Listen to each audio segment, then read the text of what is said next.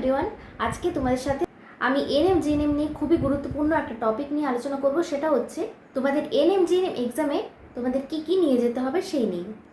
এবং শুধু কি কি নিয়ে যেতে হবে তাই নয়, ওখানে যে কি কি রুলস অ্যান্ড রেগুলেশন আছে সেগুলো নিয়ে তোমাদের সাথে এই ভিডিওতে আলোচনা করব।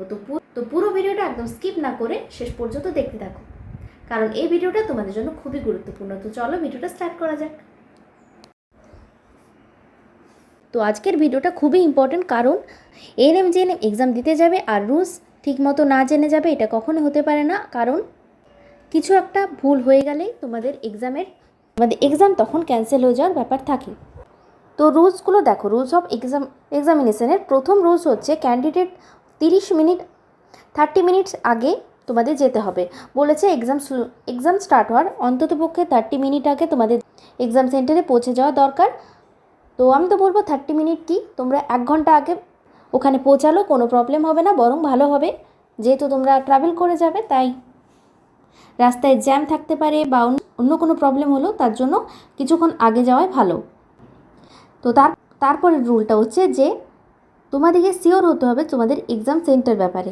মানে যে এক্সাম সেন্টারে তোমাদের এক্সাম পড়েছে, তোমাদের সেই এক্সাম সেন্টারে গিয়ে এক্সাম দিতে হবে। অন্য কোনো এক্সাম সেন্টারে তোমরা গিয়ে এক্সাম দিতে পারবে না। যদি তোমরা এরকম করো যে তোমরা অন্য এক্সাম সেন্টারে এক্সাম দিতে যাও,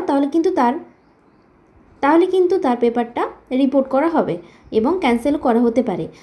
তো এই হলো তোমাদের সেন্টারের ব্যাপারটা। এরপর হচ্ছে খুবই ইম্পর্ট্যান্ট, সেটা হচ্ছে যে এক্সামে তোমাদের কী কী নিয়ে যেতে হবে, যেটা তোমরা অনেকেই জিজ্ঞেস করেছো এবং যেটা সব থেকে ইম্পর্ট্যান্ট জানা, কারণ এইটার উপরে তোমাদের অনেক কিছু ডিপেন্ড করছে। তো প্রথমেই দেখো প্রথমেই হচ্ছে সব থেকে যেটা ইম্পর্ট্যান্ট সেটা হচ্ছে অ্যাডমিট কার্ড। তোমাদের যে অ্যাডমিট কার্ড আর কিছুদিনের মধ্যেই অ্যাডমিট কার্ড দিয়ে দেবে। তো সেই অ্যাডমিট কার্ডটা তোমরা প্রিন্ট আউট করে বের করিয়ে নেবে এবং কালার প্রিন্ট আউট করবে অবশ্যই, আর সেটা নিয়ে এক্সাম দিতে যাবে। সেটা হচ্ছে সব থেকে ইম্পর্টেন্ট এক্সাম দিতে যাওয়ার জন্য। আর তারপরে ইম্পর্টেন্ট হচ্ছে যে কপি অফ কালার ফটোগ্রাফি, অর্থাৎ অনলাইন অ্যাপ্লিকেশন করার সময় তোমরা যে ফটোটা দিয়ে আপলোড করেছিলে বা যে ফটোটা দিয়ে তোমরা অনলাইনে অ্যাপ্লিকেশন করেছিলে, তো সেই ফটোটা তোমাদেরকে নিয়ে যেতে হবে পাসপোর্ট সাইজের অবশ্যই। কারণ তোমরা যখন অ্যাপ্লাই করেছিলে তখন ফটোটা পাসপোর্ট সাইজ দিয়ে অ্যাপ্লাই করেছিলে। তো সেই ফটোটা তোমাদের নিয়ে যেতে হবে 1 কপি ফটো। তো তোমরা চাইলে 1 কপির থেকে বেশিও নিয়ে যেতে পারো তোমাদের এমার্জেন্সির জন্য, এখানে কিন্তু তোমাদের লাগবে 1 কপি। তো নেক্সট হচ্ছে any photo identity card in original such as Aadhaar card, pan card, passport, 10th standard admit card, school ID card. বলেছে যে ফটো আইডেন্টিটির জন্য, অর্থাৎ এমনও হতে পারে যে কালার ফটোটা কোনো কারণে খারাপ হয়, তোমাদের কাছে সেই ফটোটা নেই, তোমরা অ্যাপ্লাই করার সময় যে ফটোটা দিয়েছিলে সেই ফটোটা নেই, বা তোমার ফটোর কোনো সমস্যা হয়েছে, তখন তোমাদের এই জিনিসটা খুবই দরকার হবে, যেটা হচ্ছে আধার কার্ড, তোমাদের আইডেন্টিটি কার্ড। তোমাদের আধার কার্ড নিয়ে যেতে পারো। যদি আধার কার্ডে কোনো সমস্যা থাকে তাহলে প্যান কার্ড বা পাসপোর্ট বা হচ্ছে 10th স্ট্যান্ডার্ড অ্যাডমিট কার্ড, মানে ক্লাস 10-এর অ্যাডমিট কার্ড, আর না হলে স্কুল আইডি কার্ড, এগুলো তোমরা নিয়ে যেতে পারো। এগুলো দেওয়া আছে, যে কোনো একটা নিয়ে গেলেই হবে। কিন্তু এমন নয় যে কালার ফটোটা তোমরা নিয়ে গেলে না, তার পরিবর্তে এইগুলো নিয়ে গেলে, এরকম নয়, সবগুলোই তোমাদের নিয়ে যেতে হবে।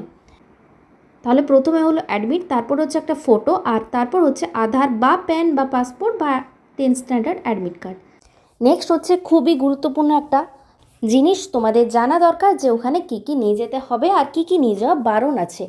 তো প্রথমেই হচ্ছে যে তোমাদের কোনো প্রিন্টেড ম্যাটেরিয়াল ওখানে, কোনো রিটেন বা প্রিন্টেড ম্যাটেরিয়াল ওখানে নিয়ে যাওয়া যাবে না। মানে হচ্ছে কোনো লেখা কাগজ, কোনো এক্সাম বোর্ড নিয়ে যাওয়া যাবে না, তারপর হচ্ছে ক্যালকুলেটর নিয়ে যাওয়া যাবে না, আর হচ্ছে পেন নিয়ে যাওয়া যাবে না। এবার তোমরা ভাববে যে পেন না নিয়ে গেলে ওখানে লিখবো কী করে। তো বলে রাখি যে ওখান থেকে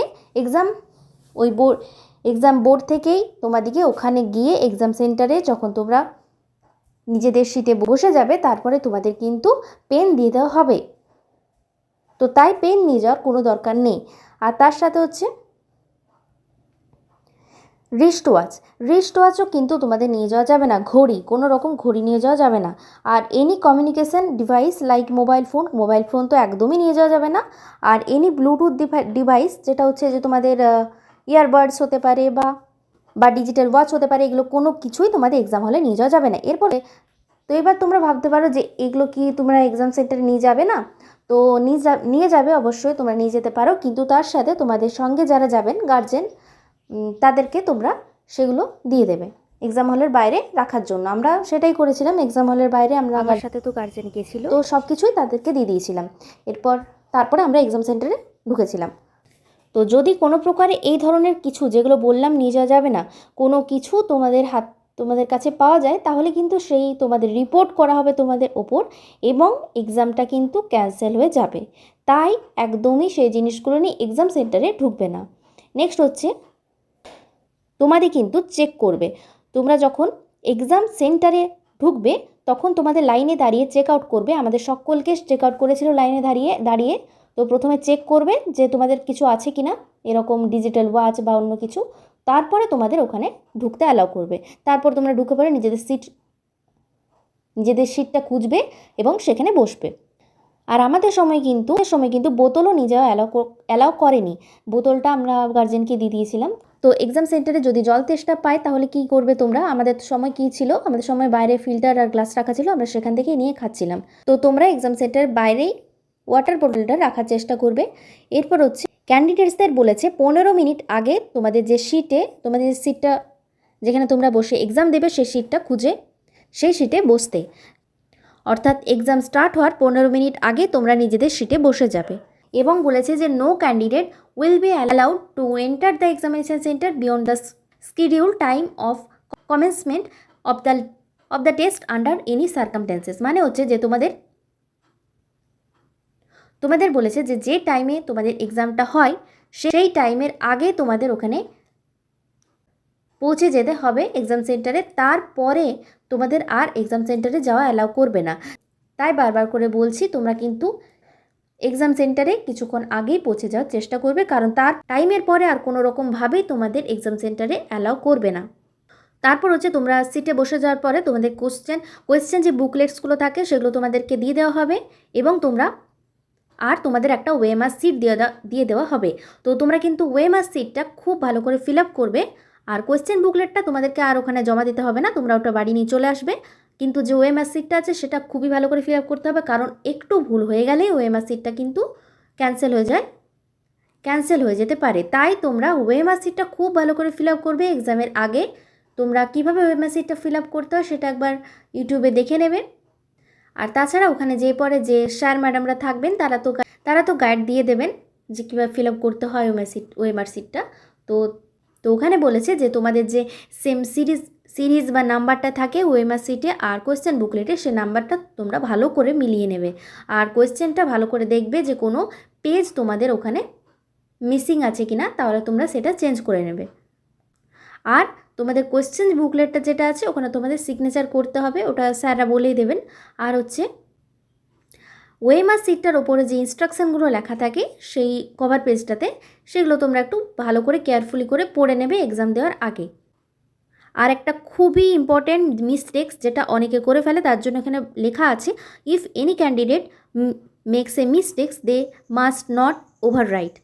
মানে শোনো, তোমরা যে ওএমআর সিটে যে সার্কেলটা আছে ওখানে তো তোমরা পেন দিয়ে ভরাট করবে এবং যে সার্কেল আছে তার বাইরে কিন্তু পেনের কালি যাবে না এবং ওই সার্কেলের মধ্যে কোনো অংশ ফাঁকা থাকবে না, পুরো অংশটাই তোমরা ভালো করে ভরাট করবে পেন দিয়ে। আর তোমরা যখন ওএমআর সিটটা ফিল আপ করবে তখন যদি কোনো মিস্টেক্স হয়ে যায় তাহলে কিন্তু তোমরা ওভাররাইট করবে না, মানে তোমরা নাম লিখছো তার উপরে আবার ঘষে ওভাররাইট করবে না, মানে লেখার উপরে আর লিখবে না পেন দিয়ে। আর চেষ্টা করবে একদমই ভুল না করার। তো ওভাররাইট কিন্তু করা যাবে না, কেননা এই যে ওএমআর শিটটা এটা তো তোমাদের বোর্ড থেকে কম্পিউটারের মাধ্যমে দেখা হয়, স্ক্যান করে চেক করা হয়। তো তার জন্য এই যে ব্যাপারগুলো আছে যে ওএমআর যে সিটটা এখানে ওভাররাইট করা যাবে না, তাহলে স্ক্যানের প্রবলেম হতে পারে এবং তোমাদের নাম্বার হেরফের হয়ে যেতে পারে, র্যাঙ্ক কম বেশি হয়ে যেতে পারে। তাই তোমরা ভালো করে ওএমআর সিটটা ফিল আপ করবে, কোনো ওভাররাইটিং না, আর ভরাট করবে ভালো করে, কোনো ফাঁকা জায়গা রাখবে না, আর সার্কেলটার বাইরে যেমন কালি না বেরোয়। আর নেক্সট বলেছে যে right your name in block letter name, মানে তোমরা যখন নিজের নাম লিখবে সেটা তোমাদের ব্লক লেটার বড় হাতের লিখতে হবে, স্মল লেটারে লেখা যাবে না, প্রতিটা হচ্ছে ক্যাপিটাল লেটারে বা ব্লক লেটারে লিখতে হবে। তোমাদের সেখানে নিজের সেন্টারের নাম লিখতে হবে আর সিগনেচার তো করতে হবে। এটা তোমরা ওএমআর সিট ফিল আপের একটা ভিডিও অবশ্যই দেখে নেবে, আর যদি বলো তাহলে আমি সেই নিয়ে একটা ভিডিও আনবো কীভাবে ফিল আপ করবে সেই নিয়ে। তো নেক্সট হচ্ছে, তোমরা যখন রোল নাম্বারটা লিখবে সেই রোল নাম্বারটা কিন্তু অ্যাডমিটের সাথে খুব ভালো করে মিলিয়ে নেবে। ফটোগ্রাফি, স্পেলিং, প্রতিটা নেমের স্পেলিং সব কিছু তোমরা ভালো করে মিলিয়ে নেবে যাতে কোনো ভুল না হয়। যদি তোমরা চেষ্টা করবে একদম ভুল না করার, যদি কোনো প্রকারেও কোনো ভুল হয়ে যায় বা কোনো কারেকশানের প্রয়োজন হয় তাহলে কিন্তু তোমরা ওখানে যে ইনভিজিলেটর, ওখানে যিনি থাকবেন গাইড স্যার ম্যাডাম, তোমরা কিন্তু তাদেরকে বলবে। তারপর বলেছে কোশ্চেন যে বুকলেটটা থাকবে সেটা সিল তো থাকে, তো সেই কোশ্চেন পেপারটা তোমাদেরকে যখন দিয়ে দেবে তোমরা ভালো করে সেটা চেক করে নেবে কোশ্চেন পেপারটা। তার কারণ কোনো ড্যামেজ বা মিসিং পেজ যদি থাকে সেটা তোমরা সেই স্যারদিকে জানাবে যে চেঞ্জ করে দিতে। আর টেস্টের সময় সাইলেন্স মেনটেন করতে হবে, অর্থাৎ চিৎকার চেঁচামেচি করা যাবে না, গল্প করা যাবে না, আর কোনো ডিসকাশন করা যাবে না। আর বলেছে ক্যান্ডিডেটরা ওখানে যে ইনভিজিলেটর থাকবে তাদের পারমিশন ছাড়া কিন্তু বেরোতে পারবে না। আর ক্যান্ডিডেটরা রাফ ওয়ার্ক করতে পারে, যে কোশ্চেন বুকলেটটা আছে সেখানে একটা স্পেস দেওয়া আছে রাফ করার জন্য, সেখানে রাফ করতে পারে। আর কোনো ক্যান্ডিডেট কিন্তু এক্সাম শেষ না হওয়া পর্যন্ত ওই হল থেকে বেরোতে পারবে না, যত ওএমআর সিটটা আগে কালেক্ট হবে তারপরে তোমরা ওখান থেকে বেরিয়ে যেতে পারবে নিজেদের কোশ্চেন পেপার নিয়ে। তো এই ছিল আজকে তোমাদের এএনএম জিএনএম এক্সামের রুলস অ্যান্ড রেগুলেশন, তোমরা কী কী নিয়ে যাবে এক্সাম সেন্টারে সেই নিয়ে একটা ভিডিও। তো তোমাদের আরও কিন্তু এএনএম জিএনএম রিলেটেড অনেক ধরনের ভিডিও আসতে চলেছে, তোমরা কিন্তু কানেক্টেড থেকো এই চ্যানেলের সঙ্গে। আর যারা নতুন এসেছো অবশ্যই চ্যানেলটাকে সাবস্ক্রাইব করে দিও। তো আর ভিডিওটা ভালো লাগলে অবশ্যই লাইক করে দিও আর কমেন্ট করো যদি অন্য কোনো কোয়েশ্চেন থাকে তোমাদের। তো দেখা হচ্ছে নেক্সট ভিডিওতে, ততক্ষণের জন্য টাটা।